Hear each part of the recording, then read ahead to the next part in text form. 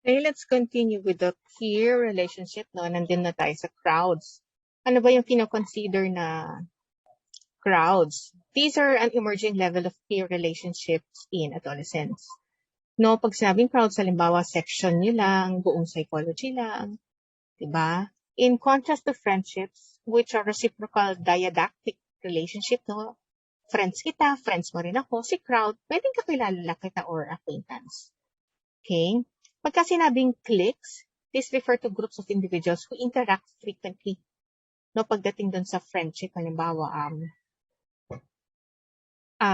sino ba? No, try to think of yourself and then kung sino yung madalas mong kasama, yung laging frequent na may interaction.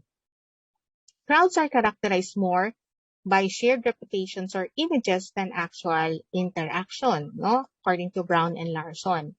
These crowds reflect different prototypic identities, such as jocks or brain. No, we have like, in our school, sa UST kasi ako, no, meron ako mga classmate, no, puro athletes, mga varsity players, mga boys, or although pwede mo na rin sila i-consider na, what's this, cliques or friends sila. Or, meron ako mga classmate ng mga group of Chinese individual, and ako, guess what? Ako, para ako nakabilong sa parang nerdy, no? Mga group ko, parang ganon. So these crowds reflect different prototypic identities, no, such as jocks or brains, mga nerd, mga athletes, or mga popular girls if you're watching yung mga teenage mga movies, right? And this is often linked with adolescent social status and peers' perceptions of their values or behavior. And then, di ba, pagdating din sa crowds, meron din siyang parang outcast. No, yung parang laging dinubuli. No, pagdating din sa mga movies. But class, do not believe them. Movies lang yan eh. Scripted lang. Yan. So try to think of your own high school or senior high school. Sino ba ang mga, like in your classroom, sino mga magkakasama? Sino mga friends? Anong klaseng social status? No? Or peer perceptions nila na nakikita mo. Okay? Or maybe, no? Like, if you're in high school or senior high school, or even in college din naman, di ba merong, halimbawa yung mga homosexual, di ba minsan sila yung mga magkakasama. Okay, next we have romantic relationships. This become more important during the adolescent stage, no? Because this is the period where romantic relationships typically first emerge. That's your first kiss, puppy love, right? Pagdating kay Freud, this is the general stage. You get interested in the opposite sex. Initially, same-sex peer groups that were common during childhood expand into mixed-sex peer groups that are more characteristic of adolescence. No, halimbawa itong si Reply 1988, kung napanood nyo to, mga magkakapit-bahay sila. Diba? They started as friends, tapos nagkaroon sila ng love triangle. Ito, gusto niya, ito may gusto rito. Ito, if you watch the series, no, ito, babagal-bagal, naunahan tuloy siya. Right? And then try to also think of your own stories, no, romantic stories. Sino unang crush mo? Gusto ka ba ng gusto mong tao? Or laging unrequited love? Diba, napakasaklap? Or, if you're going to look back at that stage, diba, pa-cute-cute tayo, right? Explore, sino, until maybe you made a commitment. Okay, but this would continue, class, until early adulthood. Okay, romantic relationships often form in the context of this mixed sex peer group, although romantic relationships during adolescence are often short-lived rather than long-term committed partnerships. Their importance should not be minimized. Although these are only short-lived, minsan hindi nagtatagal, pero minsan may nagkakatuluyan. But these are also important kasi kung na-try mo ang romantic relationship, more or less you will know what you like in a guy, what you like in a girl, diba? And then, kung nasaktan ka, minsan you feel hurt, na-hurt ka, diba? Baka mamaya nawalan ka ng interest. But then you can try again, diba? Adolescents spend a great deal of time focused on romantic relationships, and their positive and negative emotions are more tied to romantic relationships or lack of than to friendship. Have you experienced, magkakabarkada kayo, tapos meron nang nauna nagkaroon ng boyfriend or girlfriend, tapos pagseselosan mo pa kasi, that person would spend more time, yung taong yun, na nauna nagkaroon ng boyfriend or girlfriend, mas pinipili na niyang maging kasama yung boyfriend niya or girlfriend niya. Ikaw naman selos ka kasi hindi na kayo nakakapag-bonding. Diba? So, may mga ganyan na jealousy pagdating sa mga romantic relationships. Or minsan naiinggit, nagsiselos, siya nagkaroon na ng boyfriend ng girlfriend. Ako, bakit wala pa? And then, itong negative or positive emotions, masaya ka kung pinansin ka ng crush mo, tapos sobrang lungkot mo naman kapag hindi ka pinansin or nagkaroon ka ng heartbreak. This one, pagdating sa adolescence, no, dito galing ang mga negative or positive emotions. Okay, then to friendships, family relationships, or school. Ibig sabihin, mas importante pa na pinansin ka ng crush mo kaysa naka-perfect ka. Mas joyful. Mas mataas yung level na saya pag pinansin ka ng crush mo, kaya sinagot ka ng nililigawan mo compare dun sa mataas na marka na nakuha mo. Okay, romantic relationships contribute to adolescents' identity formation, changes in family and peer relationships, and adolescents' emotional and behavioral adjustment. Furthermore, romantic relationships are centrally connected to adolescents' emerging sexuality. Yung iba, strict ang parents, no, binabawalan silang magkaroon ng relationships. Kaya lang, halimbawa, I know of a parent ng grade 9 or grade 10 na students, no, hinayaan niya magkaroon ng babae yung anak niya, hinayaan niya magkaroon ng boyfriend. Siguro basta nakikita niya, namomonitor niya, yung lalaki doon nagpupunta sa bahay. Parang ganon. Kesa naman daw na pigilan niya, kasi class siguro, no, siyempre, no, kung na-experience, dumaan naman tayo rito. Mahirap pigilan yung mga ganitong klaseng bugso ng damdamin. Okay, that's why some students or adolescents, no, they would resort to like a premarital sex. So this is the start ng emerging sexuality ng mga bata. Kaya siguro mga parents sobrang kabado. Kasi pwede magkaroon ng negative consequences like early pregnancy, no, yung mga ganyan. So what happened is parents, policymakers, and researchers have devoted a great deal of attention to adolescent sexuality, no, because it's concerned to sexual intercourse, contraception, and preventing teenage pregnancy. However, sexuality involves more than this narrow focus. No, for example, adolescence is often when individuals who are lesbian, gay, bisexual, or transgender come to perceive themselves as such. And because of this, kagaya ng identity na pinag-usapan natin kanina, no? Itong mga romantic relationships, this is where a person would discover, I'm attracted pala to same sex or opposite sex, or I'm attracted to both. Diba? I feel I'm more like, it's not just attraction. Diba? Mas enjoy ko pala, lalaki ako, mas enjoy ko pala mag-makeup, magpaganda. Diba? I don't get attracted to females. No, kasi I know in my heart, lalaki ang panlabas ko, but ako ay pusong babae. Diba? Because of this mga romantic relationship. So romantic relationships are a domain in which adolescents experiment with new behaviors and identities.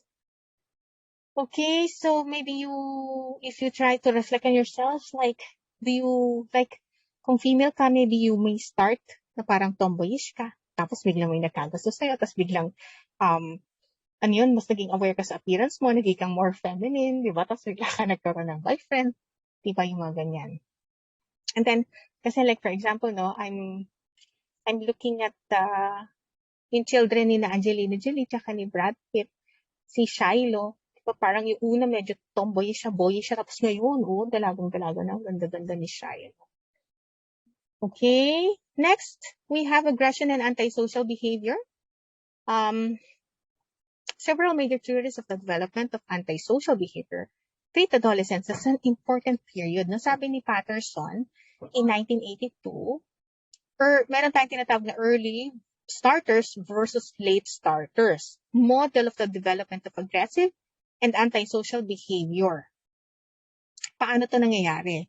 This distinguishes youth whose antisocial behavior begin during childhood. Bata pa lang sila ay medyo nanggugulo na or aggressive na. Sila yung mga early starters, tapos pagka late starters, yung nandun naman sa adolescence. Sabi sa theory na to, yung mga early starters, they are at greater risk for long-term antisocial behavior kasi maaga silang nag-start. That extends into adulthood than are late starters. Imagine mo, no, bata pa lang, medyo aggressive na, nanggugulo na, nambubugbog na, nambubuli na. Okay, late starters who become antisocial during adolescence are theorized to experience poor parental monitoring and supervision. Hindi sila nabantayan, hindi na supervised, pwedeng napabayaan sila. And this is more salient or mas litaw to during adolescence. Pagka sa late starters, there's a limited duration adolescence only. Ito nga, no, the deviance ends when more alternative options arise. Okay. Late starters desist from antisocial behavior when changes in the environment make other options more appealing. No, kung sinabi natin na there's lack of parental monitoring, kung binigyan mo naman sila, kung in-increase mo naman yung supervision ng parents at saka yung monitoring, pwedeng naman siyang mabawasan. Tapos yung mga parents din maging involved dun sa kanilang mga anak. Okay, meron din sinasabi si Motive. In 1993, merong life course persistent versus adolescent limited model. No, ang sinasabi, it distinguishes between antisocial behavior that begins in childhood versus adolescence. Sabi ni Motive, adolescent limited antisocial behavior as resulting from a maturity gap between adolescents' dependence on and control by adults and their desire to demonstrate their freedom from adult constraint. That's why meron itong mga aggression kasi yung mga bata ay gustong pumiglas sa control ng mga parents at gusto nilang landakan ng kanilang freedom from adult restraint. Kung masyado silang nire-restrictuhan at kinokontrol ng kanilang mga parents, that's why meron to maturity gap. Pero when they already mature, like for example, no, lagi ko sinasabi, no, in the Filipino culture, kasi pagdating sa America, pagdating na 18, no, pwede ka nang umalis here. As long as we live with our parents. Or kung kaya mo talagang bumukod, magkatrabaho ka, bumukod ka na, para less yung control ni parents, less yung ganyan na supervision. Na gustong mong mangyari sana, no, nung ikaw ay adolescent ka, ano gusto mong i-push yung freedom mo. Pero kasi pagka nagtrabaho ka na, gusto mo rin nakatira ka sa parents mo kasi libre kuryente, libre ang bahay, may pera ka na. Tapos hindi ka na gano'n na masyadong kinokontrol ng parents mo. Kailangan mabigyan ka pa ng curfew ng parents mo, di ba? Tanda-tanda mo na, nagtatrabaho ka na. Ang hirap umuwi. Okay, however, itong mga adolescents na to, as they continue to develop and legitimate adult roles and privileges become available to them, there are fewer incentives to engage in antisocial behavior, leading to desistance in this antisocial behavior. Kasi nag-mature na. No, hindi ka na, pag naging adult ka na, hindi ka na, yung mga peer mo, hindi ka na i-cheer for doing deviant or antisocial behavior. Kasi kung sabay naman kayong mga lumaki nag-develop at saka nakagraduate ng mga peer mo, halos lahat kayo ay working na, maybe successful na, hindi nyo nagagawin itong mga aggressive or antisocial behavior. Okay, next topic, we have anxiety and depression. What happens here? Anxiety, wait. No? Wait, highlighter. Yung mga no? Problems, no? In adolescence, you have anxiety, major depression, gender differences, and suicide. Here, it's very important, no, that we know about this anxiety and depression. Medyo common ito. I don't want to say it's common in adolescence kasi parang napakasaklap naman. No, what happens kasi, pwede kasi if you have anxiety or depression, pwedeng mag-carry over siya hanggang sa adulthood. It can persist through adulthood, no? Starting in early adolescence, compared with males, females have rates of anxiety that are about twice as high and rates of depression that are 1.5 to 3 times as high. So parang ito 15% or 1 in 5 girls, 1 in 10 boys experience major depression. Sinasabi naman na major depression, it can be genetics or early childhood experiences, no? Halimbawa, may trauma ka ng childhood. And if you have major depression, there's an increased risk for suicide.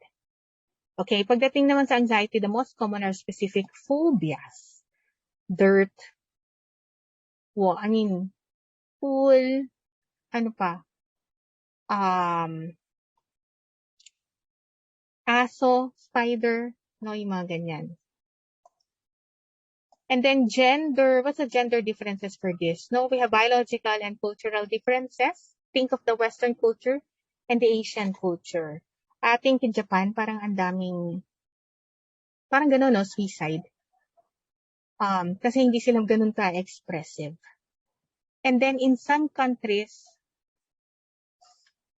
na developed countries na, no, ang taas din ng suicide rate. No, if we talk about cultural differences, no, biological, sinasabi kasi na it can be inherited, no, sabi dun sa genetics and gene and environmental interaction. So, like right now, it's pandemic. Kung ikaw ay masyadong isolated, kulang ka sa social support, wala ka masyadong nakakausap, no, we can be prone to major depression. And then yung anxiety, like anxiety of going out, anxiety, baka makakuha tayo ng pandemic ng sakit, or inubo ka lang, parang nasipon ka lang, sumakit lang lalamunan mo, baka may COVID ka na, diba yung mga ganyan. How about pre-pandemic? Anxiety. Pag magte-test ka, pagka sa estudyante, babaksak ka, baka hindi ka na gusto ng partner mo, yung mga ganyan. Okay.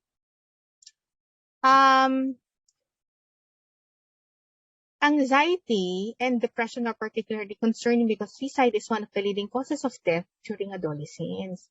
Napakahirap nito, no? Because of anxiety and depression, yung iba talaga sila ay nag-suicide.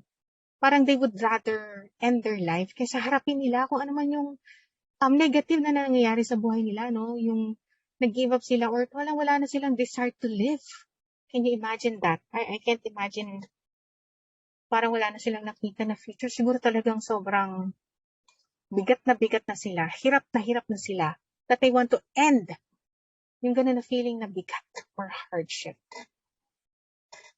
Okay, family adversity, such as abuse and parental psychopathology. Halimbawa na, abuse ka, may sexual abuse. Parental psychopathology, may diferensya yung nanay or tatay. Pag sinabing psychopathology, maybe they have mental disorders, diba? Or this can happen during childhood. That sets the stage for social and behavioral problems during adolescence. That's why, if we go back to yung mga lesson natin dati, ganun ka-importante ang early childhood, ang middle childhood, especially infancy, early childhood. Okay? Kasi doon pwedeng mag-ugat ang mga social and behavioral problems pagdating ng adolescence. O even middle childhood, no, dadaanan pa rin yan. Adolescents with such problems generate stress in their relationship. Example, by resolving conflict poorly and excessively seeking assurance. No, masyado kang clingy sa boyfriend mo. Kasi halimbawa, nung bata ka kasi iniwan kayo ng tatay. So, kung nagkaroon ka ng boyfriend, naging kang clingy, you always seek reassurance. And select into more maladaptive social context. No, ang nangyayari dito kasi yung maladaptive social context, no, misery loves company scenario. Ibig sabihin, yung mga depressed na youth, ang pinipili rin nila, na parang friends nila, yung mga depressed youth na rin. Tapos pag-uusapan nila yung depression nila. kung saan nagdi-discuss sila ng mga problems nila, ang nangyayari ron, lalong lumalala. Yung negative affect, yung negative emotion nila, tsaka yung stress. Kaya lang kasi, di ba, parang kapag ka ganon, kung toxic, kasi some people would consider you toxic kasi parang problema na lang, sobrang depressing na pinag-uusapan. Baka hindi rin makarelate. So, hahanap ka ng tao kung sino makakarelate sa mga problems mo. Siyempre, mahahanap mo rin somebody who may be experiencing depression. Tapos pag-uusapan yung dalawa, lalong lalala. Yun. Okay? These processes are intensified for girls because compared with boys, girls have more relationship-oriented goals related to intimacy and social approval, leaving them more vulnerable to disruption in this relationship. So anxiety and depression then exacerbate problems in social relationships, which in turn contribute to the stability of anxiety and depression over time. Diba? So instead na pagaling sana, mag-improve yung condition ng mga babae, no? Sabi kasi yung mga babae ang mas prone sa ganito. Sila ang mas nag-a-ask ng intimacy at saka social approval. Pwedeng mas lalala yung kanilang mga anxiety and depression. Okay, if we're going to talk about suicidal ideation, this is distressing thoughts about killing oneself. So parang iniisip mo pa lang, nagro-ruminate ka. And then para suicide, or attempted or failed suicide, at nag-try ka, maybe bumili ka ng gamot na iinumin mo na toxic. Example, sunod ka, parang ganyan, ano? Or mag-overdose ka ng paracetamol, parang ganyan. Or mag-overdose ka ng diatabs. Diba? Bumili ka na nun, no? Nag-attempt ka, pero it's failed. What are we going to talk? What are we going to do with this? No, we talk about it. Si NCMH, meron silang mga phone number available to help people. And then if you have friends na may nagsabi na parang gusto na niyang magpakamatay, gusto niyang i-end yung life niya, or nagsabi siya na bumili siya ng gamot, bumili siya ng lubid, may plano siyang ganyan to hurt himself, take it seriously. And then babantayan yung taong yun. Okay, take that person seriously. Kasi meron siyang mga suicidal ideation. No? So, hindi kinikimkim. And we have to be sensitive with this. What if ikaw naman na nakakaramdam nun? Usually, if you go to a religious group, sasabihin, magdasal. Di ba? Yung iba, ganun ang sinasabi. But, kasi if this is class suicide is an emergency case. Tinatawag to, pag sa Amerika, itinatawag to sa 911 kasi ito ay emergency. Pagka tumawag ka sa NCMH, if you have this kind of case, this is an emergency. Okay? So we have to take it seriously at hindi ito binabaliwala. Kasi pag halimbawa, hindi ko naman dinidiscount ang simbahan. Pag lumapit ka sa simbahan, sabihin magdasal ka. Pero kasi kung pagkatapos mo magdasal, wala pa rin nangyari. No? Kailangan talaga merong intervention ng professional, psychologist, psychiatrist. You should seek help. Or, kasi yung iba, ayaw namang mag-seek help. No, they want to be rescued. Maybe you want to check on your friends and classmates. And then, o kaya kayo na. No? You have to monitor each other. Kaya lang, ang sinasabi nila, no, depression, hindi naman yan laging nakikita. Minsan nakikita yan kapag malala na. Or dysfunctional na, hindi na makafunction yung tao.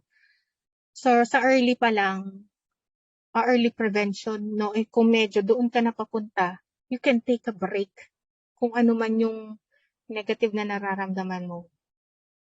Okay? So, this is the last of the slides for adolescents na psychosocial. Ang dami na naman ninyong mapanoorin tsaka pag-aaralan. No? So, I hope you learned something from these slides. Okay? So, take care of yourselves, class. Bye-bye.